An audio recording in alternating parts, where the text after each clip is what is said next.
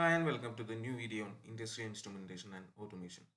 So in the last lecture, I have given an overview of automation systems, their basics, then advantages and disadvantages, and different types of automations were discussed in detail. So in this video, I'll be discussing about the architecture of industrial automation, and this will be done with the help of an automation pyramid. Okay. So the architecture of industrial automation or the automation pyramid will be discussed in detail. So basically there are different pyramids or architectures available, but this one is the most widely used one. So we'll be uh, focusing our discussion based on this particular pyramid. Okay. So in a pyramid has different levels and everything will be shown, everything is shown here. So ഇതിൽ ഏറ്റവും base you have the process. ഇവിടെയാണ് നമുക്ക് എന്താണോ automation ചെയ്യേണ്ടത് ആ ഒരു process, industrial പ്രോസസ്സോ എന്ത് വേണമെങ്കിലും ആവാം. That is at the bottom. Then at the first level, or the it is actually called the level 0, zeroth level, you have the sensors and actuators which are in direct contact with the process. Okay, then above that we have the automatic control level or automatic control layer. You can call it a layer or a level. So it is actually named level 1. Then above that we have the supervisory control level. Okay, level 2 is the supervisory control level. Then you have the production control, and finally enterprise. So the as the levels go up, the control area goes up.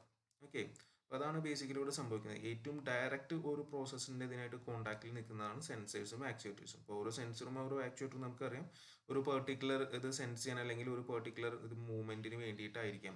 അപ്പോൾ അതിൻ്റെ ഒരു automatic control layer ആണ് മേലേക്ക് വരുന്നത് പറഞ്ഞാൽ ഇവരെ control ചെയ്ത് പോവാണ്. അപ്പോൾ അതിൻ്റെ സൂപ്പർവൈസറി കൺട്രോളാണ് അതിൻ്റെ മേലേക്ക് വരുന്നത്. അപ്പോൾ ഇത് കൺട്രോൾ ചെയ്യുന്ന ഏരിയ കൂടി കൂടി വരും. സൂപ്പർവൈസറി ആകുമ്പോൾ മൊത്തത്തിൽ ആയിരിക്കും. പിന്നെ അതിലും മേലേക്ക് വരുന്ന ലെവലൊക്കെ എന്ന് പറഞ്ഞു കഴിഞ്ഞാൽ ശരിക്കും എന്താ പ്രൊഡക്ഷൻ കൺട്രോളും എൻ്റർപ്രൈസും ഒക്കെ ഒരു ഇൻഡസ്ട്രിയൽ IT എന്നുള്ള രീതിയിൽ വരുന്നതാണ്. ഞാൻ മുന്നേ പറഞ്ഞിട്ടുണ്ടായിരുന്നു നമുക്ക് ഓട്ടോമേഷൻ എന്ന് പറഞ്ഞു കഴിഞ്ഞാൽ വെറും ഓട്ടോമേഷനിൽ നിൽക്കുന്നില്ല, ഓട്ടോമേഷൻ ആൻഡ് കൺട്രോളും വരും. അതിൻ്റെ ഒപ്പം ഇൻഡസ്ട്രിയൽ ITയും ഇതെല്ലാം കൂടി സിങ്ക് ചെയ്ത് പോകുന്ന കാര്യങ്ങളാണ്. കാരണം നമുക്ക് മാർക്കറ്റിൽ ഒരു പ്രൊഡക്റ്റ് എത്തി അത് അതിൻ്റെ കാര്യങ്ങൾ കൊണ്ട് നടക്കും വേണം. അതേപോലെ എന്താ പറയുക, പ്രൊഡക്ഷൻ കൺട്രോൾ, എത്ര ബാച്ച് പ്രൊഡ്യൂസ് ചെയ്തു, എന്താ നമ്മുടെ റോ മെറ്റീരിയൽസ് ഉണ്ടോ, ഇനി എങ്ങനെയാണ്, അങ്ങനെ കുറേ കാര്യങ്ങളൊക്കെ നോക്കണല്ലോ. അപ്പോൾ എല്ലാം ജസ്റ്റ് ഈ ഡയറക്റ്റ് എന്താ സെൻസേഴ്സും ആക്ച്വേറ്റേഴ്സും അതിൻ്റെ കൺട്രോൾ മാത്രമല്ല, അതല്ലാത്ത കാര്യങ്ങളും കുറച്ച് അതിൽ മേലേക്ക് നടക്കുന്നുണ്ട്. അപ്പോൾ അതിൽ ചില പെർട്ടിക്കുലർ ലെവലിലൊക്കെ എത്തിക്കഴിഞ്ഞാൽ എന്താ ഹ്യൂമൻ ഓപ്പറേറ്റേഴ്സ് എന്തായാലും ഉണ്ടായേ പറ്റുള്ളൂ. പലതും കമ്പ്യൂട്ടർ എയ്ഡഡും ആയിരിക്കും. അപ്പോൾ അത് നമുക്ക് കുറച്ചും ഡീറ്റെയിൽ ആയിട്ട് നോക്കാം. അപ്പോൾ ഒന്നുകൂടി ഓർത്തേക്കേണ്ട കാര്യം,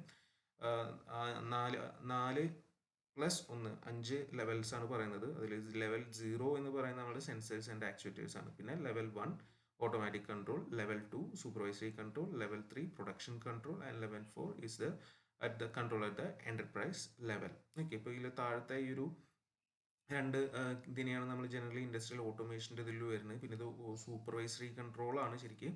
ടോപ്പ് ലെവലുകൾ നമ്മുടെ ഇൻഡസ്ട്രിയൽ IT ആണ്. ഓക്കെ, അപ്പോൾ ഏറ്റവും താഴെയാണ് നമ്മുടെ പ്രോസസ്സ് എടുക്കുന്നത്. അപ്പോൾ ഇത് കുറച്ചും കൂടി ഒന്ന് ഡീറ്റെയിൽ ആയിട്ട് വിത്ത് എക്സാമ്പിൾ വേണമെങ്കിൽ നമുക്ക് ഇങ്ങനെ നോക്കാം.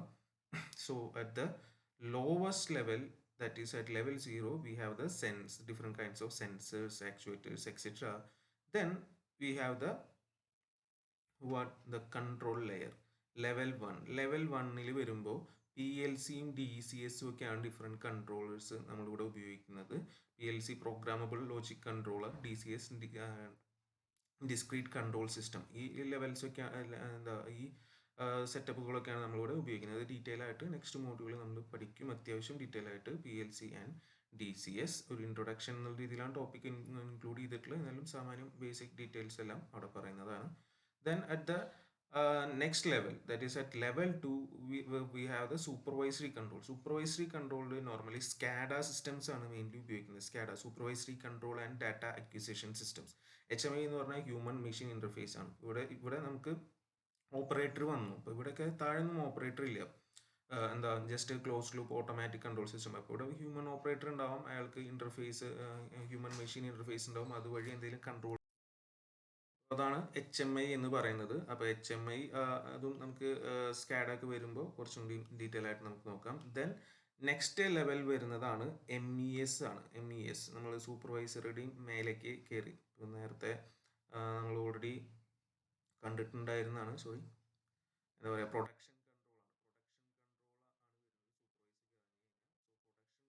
ലെവലിൽ വരുന്നതാണ് MES സിസ്റ്റംസ്. MES എന്ന് പറഞ്ഞു കഴിഞ്ഞാൽ പ്രത്യേകിച്ച് ഒന്നുമില്ല, മാനുഫാക്ചറിങ് എക്സിക്യൂഷൻ സിസ്റ്റംസ് ആണ്. മാനുഫാക്ചറിങ് എക്സിക്യൂഷൻ systems ആണ്. The manufacturing execution systems are generally computerized systems used in the manufacturing to track the document the transformation of raw materials to finished goods. Okay, so track and document. So to track and document the transformation of raw materials into finished goods. എന്താണ് നമ്മുടെ product, അതിൻ്റെ ട്രാക്കിങ്ങും ഡോക്യുമെൻറ്റേഷനും ഒക്കെയാണ് generally ഈ ഒരു ലെവലിൽ നടക്കുന്നത്, MES എന്നുള്ള ലെവലിൽ വരുന്നത്. പിന്നെ നോർമലി ടോപ്പ് ലെവലിൽ വരുന്നത് എന്താ പറയുക, നമ്മുടെ ടോപ്പ് ലെവലിൽ എൻ്റർപ്രൈസ് ലെവലിൽ വരുന്ന ഒരു ഇതാണ് ERP. ERP ആക്ച്വലി സോഫ്റ്റ്വെയർ ആണ്. ERP stands for enterprise resource planning and refers to the software and systems used to plan and manage all the core supply chain, manufacturing, services, financial and other process of an organization. So ഇതാണ് ഏറ്റവും simplest ആയിട്ട്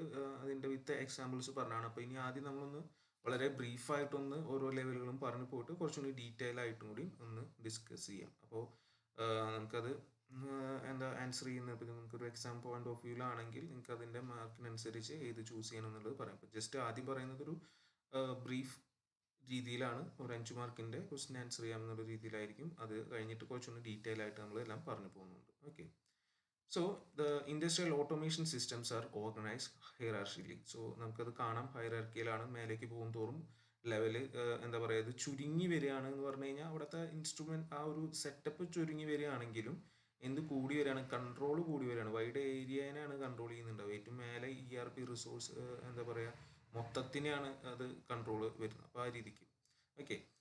And various components in an industrial automation system can be explained using the automation pyramid. And here various layers represents the wideness in the sense of number of devices and fastness of components of on the time scale. Okay, അപ്പോൾ ഈ wideness തന്നെയാണ് താഴെ കാണിക്കുന്നത്. അത്രയും ഉണ്ട് എന്നാണ് അർത്ഥം. അതിൻ്റെ മേലേക്ക് വരുമ്പോൾ കുറച്ചുകൂടി സാധനങ്ങൾ കുറഞ്ഞു, പക്ഷേ കൺട്രോൾ കൂടുതൽ വരുന്നുണ്ടെങ്കിലും എന്താ പറയുക, അവിടെ വരുന്ന ഡിവൈസിൻ്റെ എണ്ണമായിരിക്കാം കുറയുന്നുണ്ടാവുക. Okay, so we'll discuss briefly about the level 0. നമ്മൾ ഓൾറെഡി പറഞ്ഞതാണ്, it's a sensors and actuators layer.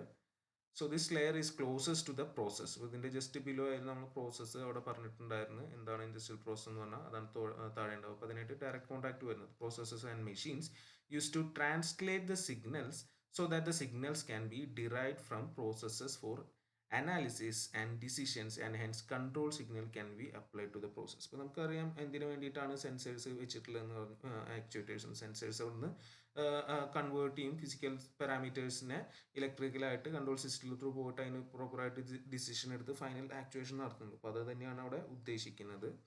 Then this forms the base layer of the pyramid, which is why it is called level 0. Okay, then we have the automatic control level, which is the level 1.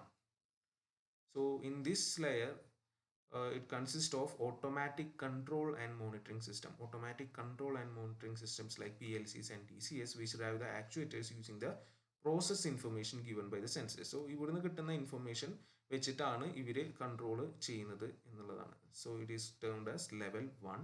Then we have the level 2, which is the supervisory control layer. കുറച്ചുകൂടി മേലേക്ക് കയറി. So this layer drives the automatic control system by setting target or goal to the controller. So ഇവിടെയാണ് supervisor വരുന്നത്, അല്ലെങ്കിൽ supervision നടക്കുന്നത്. ഇതിനാണ് target, താഴത്തെ ഒരു സിസ്റ്റത്തിന് ടാർജറ്റ് ഒക്കെ സെറ്റ് ചെയ്യുന്നത് ആരാണ്? Supervisory control layer ആണ്. And supervisory control looks after the equipment which may consist of several control loop. അപ്പോൾ ഇവിടെ പല കൺട്രോൾ ലൂപ്പുകൾ ഉണ്ടാവും, താഴത്തെ മൊത്തം സിസ്റ്റത്തിനെ നോക്കിക്കൊണ്ടിരിക്കുന്നതാവും. So it is called level 2. Then we have the level 3, which is a production control layer. This solves the decision problems like production targets, resource allocation, task allocation to machines, maintenance management, etc. will be taken care of at this particular level, which is the level 3. Then finally we have okay, here most of the operations are performed by humans with the aid of tools that help to perform the production control function. ഇപ്പോൾ mainly ഇവിടെ നമുക്ക് മനസ്സിലാക്കേണ്ടതാണ്, ഇവിടുന്ന് അങ്ങോട്ട് മേലേക്കും എന്താണ് പലപ്പോഴും human operator വരും. ഹ്യൂമൻ ഇൻ്റർവെൻഷൻ ഇല്ലാതെ പറ്റില്ല.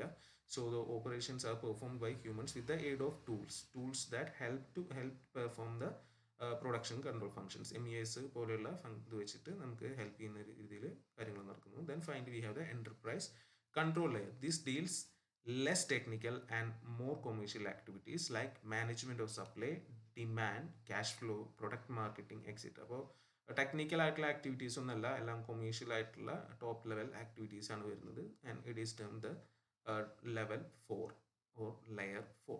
ഓക്കെ, സോ ഒന്നുകൂടി ജസ്റ്റ് ആ പിരമിഡിൻ്റെ കാര്യങ്ങളൊന്ന് ബ്രീഫ് ചെയ്യുന്നത് മാത്രമേ ഉള്ളൂ. The spatial scale increases as the level is increased. Spatial scale increasing എന്നാണ് പറയുന്നത് ലെവൽ കൂടുന്തോറും. Example, at the lowest level, a sensor works in a single loop, but there exist many sensors in an automation system which will be visible as the level is increase. അപ്പോൾ അതായത് ഏറ്റവും lowest ലെവലിൽ ഒരൊറ്റ ഇതിനായിട്ട് connected ആയിട്ട് എടുക്കുക എന്നാണ് ഉദ്ദേശിക്കുന്നത്. അപ്പോൾ അതിൻ്റെ മേലേക്ക് പോകുമ്പോൾ നമുക്കറിയാം അതിൻ്റെ മൊത്തം ഇതിൻ്റെ കൺട്രോളാണ് അതിൻ്റെ മേലത്തെ ലെവലിൽ വരുന്നത്. അപ്പോൾ ആ ഒരു സ്പേഷ്യൽ സ്കെയിൽ കൂടുകയാണെന്നാണ് പറയുന്നത്. And as the level increases number of devices control by the layer increases. Number of ഡിവൈസസിനെ എത്ര എണ്ണത്തിനെ കൺട്രോൾ ചെയ്യുന്നു എന്നുള്ളത് മേലേക്ക് പോകുന്നതോറും കൂടി വരികയാണ് എന്നാണ് ഉദ്ദേശിക്കുന്നത്. And each device in sensor and actuator layer is dedicated for a small area, but as the level increases, area controlled by each device increases, and the lowest level is faster in the time scale and the higher levels are slower. അപ്പോൾ അത് വേറെ ഒരു കാര്യം കൂടി നോക്കേണ്ടതാണ്. താഴെ ഓരോന്നിനായിട്ട് connect ചെയ്ത് നിൽക്കുന്നു എന്നുള്ളത് കൊണ്ട് തന്നെ അത് ഫാസ്റ്റർ ആണ്. ഇതിൻ്റെ മേലേക്ക് വരുമ്പോൾ കൂടുതൽ ആൾക്കാരെ ഒരു കണക്ട് ചെയ്തിട്ട് കാര്യങ്ങൾ നടത്താം, അപ്പോൾ കുറച്ച് സ്ലോവർ ആവും. Okay, and the aggregation of information over some time interval is taken at the higher levels. Higher level നമ്മൾ aggregation of information ആണ് എടുക്കുന്നത്, കാരണം ഡിസിഷൻ മേക്കിങ്ങും അങ്ങനത്തെ മാർക്കറ്റിംഗ് ഒക്കെയാണ്. Then from level 2 upward, it is not true that the computer based automation is needed or present for functioning the performing or that particular level. Some functions may be done by human being. അപ്പോൾ രണ്ടു തൊട്ടിട്ട് അങ്ങോട്ട് മേലേക്ക് human operator എന്തായാലും ഉണ്ടാവും എന്നുള്ള രീതി പറയുന്നത്. All the layers are connected by various types of communication systems. So the different communication systems is a must. For example, sensors and actuators may be connected to the automatic controllers using a point-to-point digital communication, while the automatic controllers themselves may be connected with the supervisory and production control system using computer network. So there must be some communication system. It can be a digital communication or maybe using computer networks. And over the last decade, the emergence of embedded electronics and computing standards for low-level network standards for communication with low-level devices such as sensors and actuators are also emerging, and this is speeding up the automation processes in industry. Okay, and ഞാൻ already പറഞ്ഞു, നേരത്തെ നമ്മൾ വളരെ ബ്രീഫായിട്ടാണ് പറഞ്ഞു, ഒരു ലേശം കൂടി detail ആയിട്ട് ഇവിടെ പറഞ്ഞു പോവാം. So you can use this if you have A question with more marks. ഇപ്പോൾ പ്രീവിയസ് കേസ് പറഞ്ഞത് ഒരു 5 മാർക്കിൻ്റെ ക്വസ്റ്റ്യൻ ആണെങ്കിൽ അത് പറയാം, 10 മാർക്കിനാണ് ചോദിക്കുന്നതെങ്കിൽ നമുക്കിങ്ങനെ പറയാം. അപ്പോൾ കുറച്ചുകൂടി മനസ്സിലാക്കുക എന്നുള്ളൊരു മീനിങ്ങിൽ കൂടി പറയുന്നതാണ്.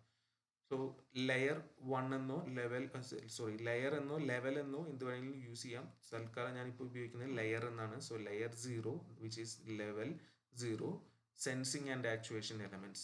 These elements interface directly and physically to the process equipment and machines. As we already know in detail about sensors and actuators, they are in direct contact with the physical process or equipment and machines. So the sensing elements translate the physical process signals such as temperature, pressure, or displacement to convenient electrical or pneumatic forms of information which can be used for analysis, decision, and finally computation of control inputs. അപ്പോൾ നമുക്ക് അറിയുന്ന കാര്യങ്ങൾ detail ചെയ്യുന്നില്ല.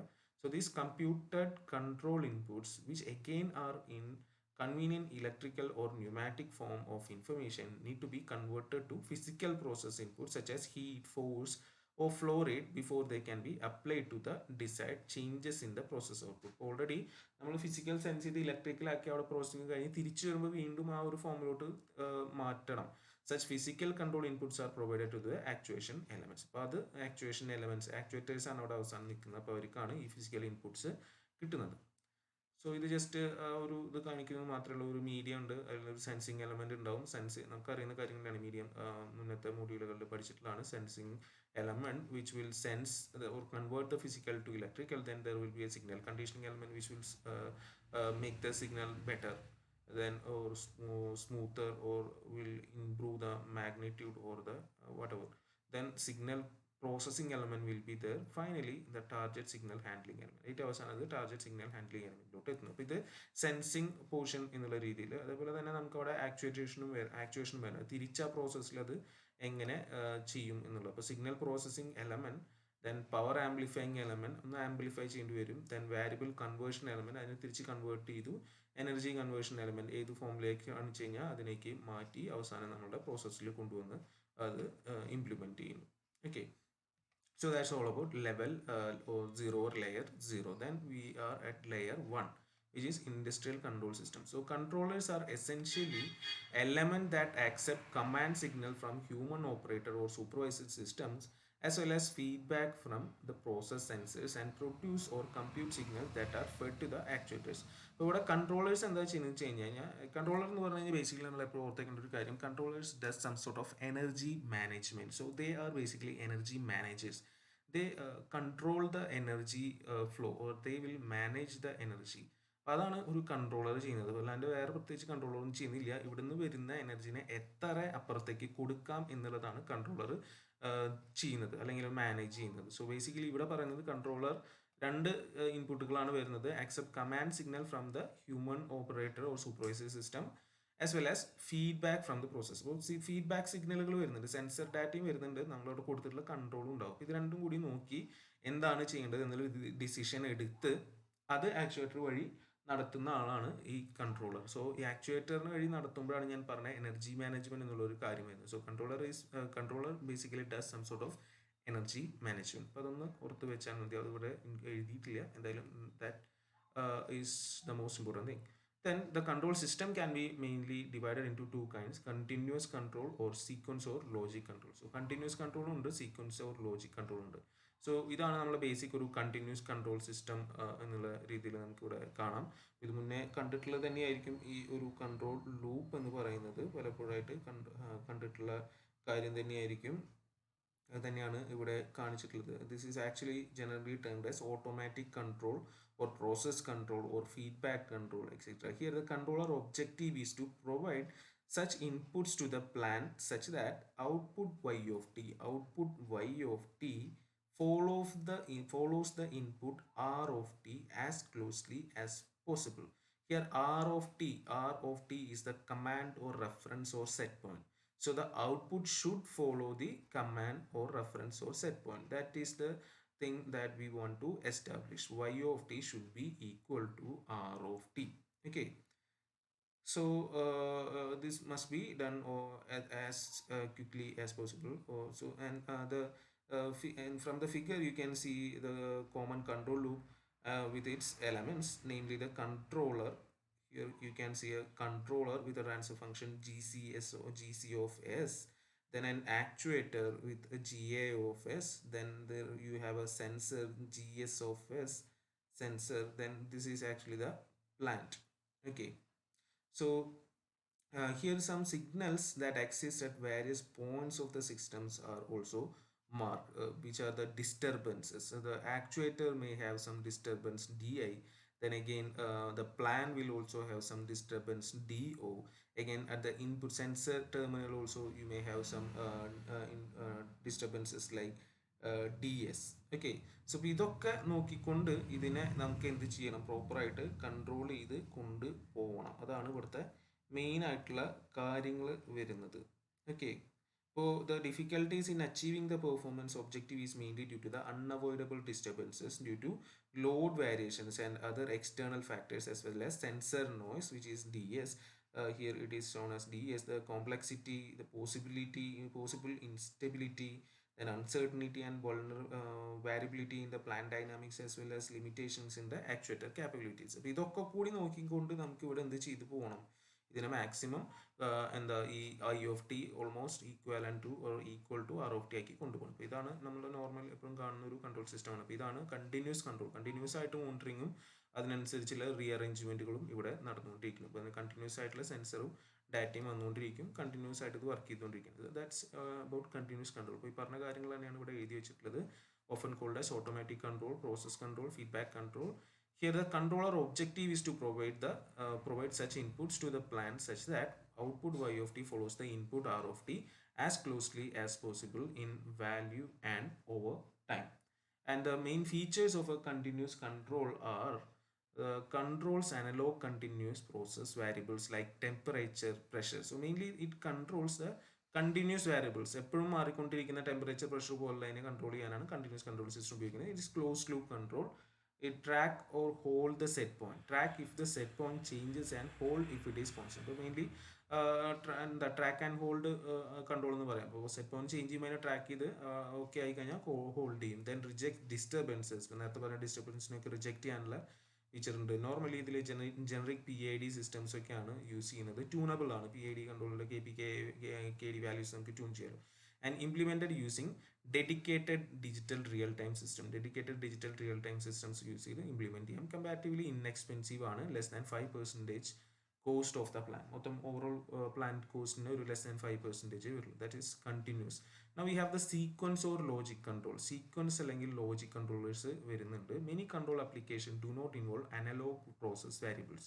That is, they assume values belonging to finite set. So നമുക്ക് ഇങ്ങനെ continuous ആയിട്ടുള്ള variations വരില്ല. ചില പെർട്ടിക്കുലർ റേഞ്ച് അല്ലെങ്കിൽ ഫിക്സഡ് വാല്യൂസേ വരുള്ളൂ, ഫിക്സഡ് സെറ്റ് ഓഫ് വാല്യൂസേ വരുള്ളൂ ഫൈനൈറ്റ് സെറ്റിൽ വരുന്ന ഫിക്സഡ് വാല്യൂസ് വരും. അപ്പോൾ അങ്ങനത്തെ കേസുകളിൽ ഉപയോഗിക്കുന്നതാണ് ലോജിക് കൺട്രോൾ അല്ലെങ്കിൽ sequence control. The simplest example of such variables are binary variables, 1 or 0, on or off, open or close. അപ്പോൾ അങ്ങനെ മാത്രമുള്ള ചില കേസുകൾ വരുന്നുണ്ട്. അപ്പം നമുക്ക് ഇത് പോകാം. These control systems operate by turning on and off switches, motors, valves, and other devices in response to operating conditions and as function of time. അപ്പോൾ ഇത് ജസ്റ്റ് ഓൺ ഓഫ് കൺട്രോൾ ഒക്കെ ഉണ്ടായിരിക്കുമല്ലോ. അപ്പോൾ ഇങ്ങനത്തെ കേസുകളിൽ എന്ന് പറഞ്ഞാൽ നമുക്ക് കണ്ടിന്യൂസ് ആയിട്ടൊരു കൺട്രോളിൻ്റെ ആവശ്യം വരുന്നില്ല. So in the control of a conveyor system, simple on off control is അല്ലേ, കൺവെയർ നമുക്ക് ഓണും ഓഫും ആണ് മെയിനായിട്ട് വരുന്നുള്ളൂ. The motor starter actuation system may be considered as discrete having 3 modes, namely start, stop, run. അപ്പോൾ ഈ 3 കാര്യങ്ങളും മതി അങ്ങനത്തെ കേസുകളിലൊക്കെ ആകുമ്പോൾ. വേറെ പ്രത്യേകിച്ച് മാറ്റങ്ങളൊന്നും വരുത്താനില്ല. സ്റ്റാർട്ട് ചെയ്യുക,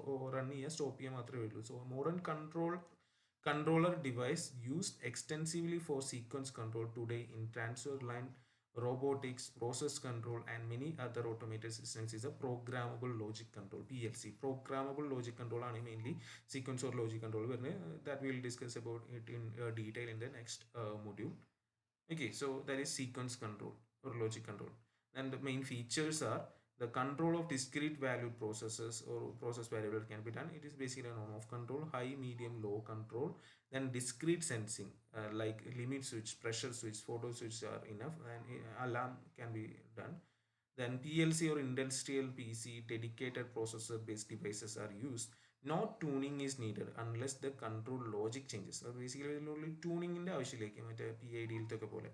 And status sequence timing control is mainly used. That is level 1 or layer 1, which is a industrial control system. Now we are at level 2, which is supervisory controller. So mainly ഈ supervisory കൺട്രോളറിന് കുറച്ച് ടാസ്കുകൾ വരുന്നുണ്ട്, functions വരുന്നുണ്ട്. Typically the following functions are എന്ന് പറഞ്ഞു കഴിഞ്ഞാൽ set point computation, performance monitoring and diagnosis, startup, shut down or emergency operations, then control configuration or tuning, operator interface. ഇതൊക്കെയാണ് ഇതിൽ സൂപ്പർവൈസറിൽ വരുന്നത്. സോ സെറ്റ് പോയിന്റ് കമ്പ്യൂട്ടേഷൻ ആണ് ഇതിലത്തെ ഫസ്റ്റ് വരുന്നത്. Set points for important process variables are computed depending on factors such as nature of the product, production volume, mode of processing. And this function has a lot of impact on the production volume, energy, and quality and efficiency. Okay. Then is a performance monitoring or diagnostics. So the process variables are monitored to check for possible system component failure, control loop detuning, actuator saturation, process parameter change, etc. And the results are displayed and possibly achieved for subsequent analysis. ഇപ്പോൾ ഈ data ഒക്കെ collect ചെയ്ത് അത് display ചെയ്യും, അത് എടുത്തു വയ്ക്കുകയും ചെയ്യും ബാക്കി കാര്യങ്ങൾ നമുക്ക് നടത്താൻ വേണ്ടിയിട്ട്. And startup, shut down or emergency operations. Special discrete and continuous control modes are initiated to carry out the intended operations like startup or shutdown, either in response to operator commands or in response to diagnostic events such as detected failure modes. അപ്പോൾ ഇത് ഓരോ ചിലപ്പോൾ നമ്മൾ startup ഒക്കെ എന്തായാലും നമ്മൾ ഇവിടുന്ന് command കൊടുക്കുമ്പോഴായിരിക്കും. ഇപ്പോൾ ഷട്ട് ഡൗൺ ഒക്കെ വരുന്നത് ചിലപ്പോൾ കമാൻഡ് കൊടുത്തത് കൊണ്ടായിരിക്കാം ഓപ്പറേറ്റർ, അല്ലെങ്കിൽ അതിൽ എന്തെങ്കിലും ഇഷ്യൂ വന്ന് ഫെയിലിയർ വരുമ്പോൾ ആയിരിക്കാം എമർജൻസി ഓപ്പറേഷൻസ് ഒക്കെ. അപ്പോൾ ഇതൊക്കെ നടത്തുക എന്നുള്ളതും സൂപ്പർവൈസറി കൺട്രോളറാണ് ചെയ്യേണ്ടത്. Then control reconfiguration of tuning, that is structural or parametric redesign of control loops are carried out either in response to operator commands or in response to diagnostic events such as detected failure modes. And controlled reconfiguration may also be necessary to accommodate variation of feedback or energy input. Example, gas fired or oil fired. Okay. Then operator interface. It provides a graphical interface for supervisory operators for manual supervision and intervention. ഇപ്പോൾ ഇതൊക്കെയാണ് level 2 നടക്കുന്ന കാര്യങ്ങൾ. Then we are at the level 3, which is a production controller.